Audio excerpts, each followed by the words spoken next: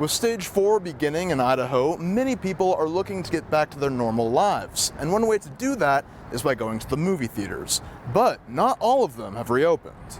3 weeks ago, Overland Park Cinemas did open its doors after 2 months in quarantine. Shawnee Landon, a supervisor at the theater, told me how she and her crew spent the time in lockdown. We were cleaning the theaters, and then when we opened back up, we've just been showing movies like normal and following the CDC guideline. But not all the movies they show are their typical fare. To lure back customers, they began screening more classic films, ones you can't normally see in the theater. Then they brought back some of the newer blockbusters. The very first Harry Potter, Lord of the Rings, and we're playing Bronco Billy, and also playing some newer movies, so Sonic and Jumanji 2.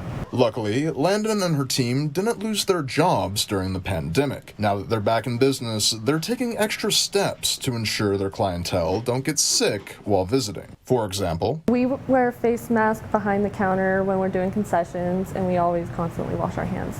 Landon tells me their reason for reopening was to give people an outlet. After weeks at home, many are looking to get out of the house, and the team at OPC knew going to the movies might return some normalcy to people's lives.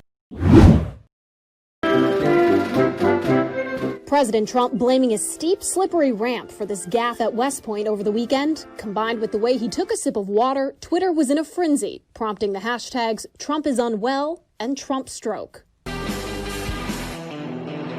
And this parody Joe Biden for president ad, touting he can run and drink water.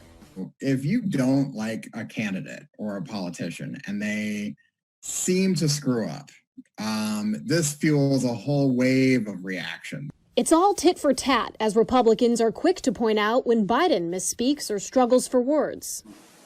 And with I don't know. It's kind of the easy shot, right? And it only matters if you as the journalist or the viewing public starts to be like, man, he really does mess up sentences all the time. Some hoped with the gravity of issues the country's facing right now, this campaign cycle would be more civil with fewer personal attacks and petty jabs.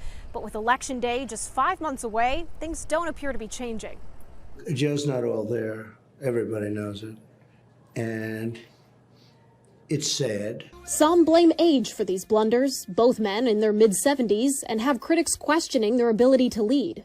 When it plays into this bigger picture or bigger perception or bigger concern people have about a candidate or a leader, that's when it starts to have real impact. Gaffes like these arguably can't be avoided when you're in the spotlight every day. Whether they're enough to sway an election or merely serve as fuel in an already contentious race is for the voters to decide. In Washington, I'm Atrell Nishar reporting. Change. Our organization is through advocacy, education, policy reform, all of those things, community events, and we will be using those platforms to make Idaho and Boise more inclusive. Whitney Mistel and her twin sister Whitley Hawk are part of the team that started Inclusive Idaho. We spent our lives doing things together, being best friends, and so to be able to begin something like this that's so impactful, that will be so impactful to our community. It's a super great feeling. Mistel and Hawk say they were surprised and encouraged to see so many Idahoans come out to the vigil and show support. I've heard that a lot since the vigil, that the vigil and the incidents have really opened the eyes of people who haven't really ever thought about it, didn't want to think about it, to recognize and say, like, I need to do some work, but I also need to educate myself, and I want to know what it is to, I want to know what it's like to the best of my ability for Black Americans to operate in our nation, our society. They want to take the current momentum and continue making change. We're taking time in the beginning of our organization, obviously, to address issues that are specifically concerning for Black individuals, Boiseans, Americans, Idahoans, but it's not the only thing we do. And I think that's what our organization is also highlighting, that there's so many issues in all marginalized groups. So Black, women, refugees, like we have in our mission statement, that housing, for example, is something that affects almost every marginalized group. They say they believe inclusivity is the solution to the societal barriers of belonging and advancement among marginalized groups. The organization has already launched a website and has applied to become a 501c3 nonprofit. They have a 60-day action plan, which includes several planned events and more in the works. We've also had a good amount of community partnerships already. Like Barbarian Brewing, who has created their own version of the Black is Beautiful Imperial Stout. It's part of the worldwide initiative through breweries to raise money and awareness for racial injustice. Barbarian's brew will go on sale next Thursday, and they're donating the profits to Inclusive Idaho. It's our immediate community and affecting ground zero and helping your fellow neighbors and fellow Idahoans is, I think, the most important thing we can do. Haley Kramer, CBS 2 News. Good afternoon. In a landmark decision for LGBTQ rights, the U.S. Supreme Court rules employers cannot discriminate on the basis of sexual orientation or gender identity. That decision is expected to have a big impact for an estimated 8.1 million workers here in the U.S. Justices ruled 6-3 in favor, and they made it clear the Civil Rights Act of 1964 that bars discrimination on the basis of sex, race, origin, or religion also protects gay and transgender workers.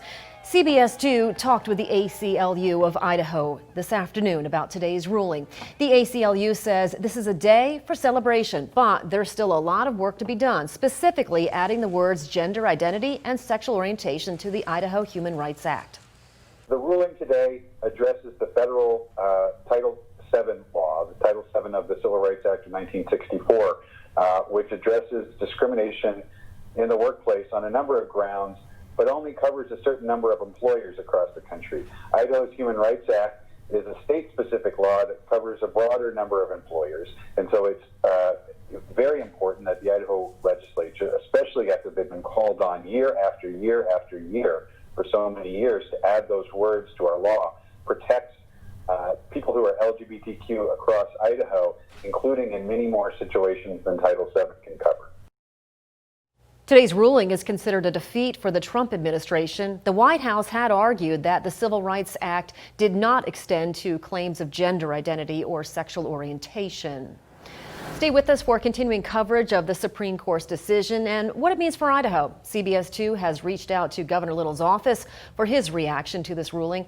Once we hear back, we will be sure to bring you his response.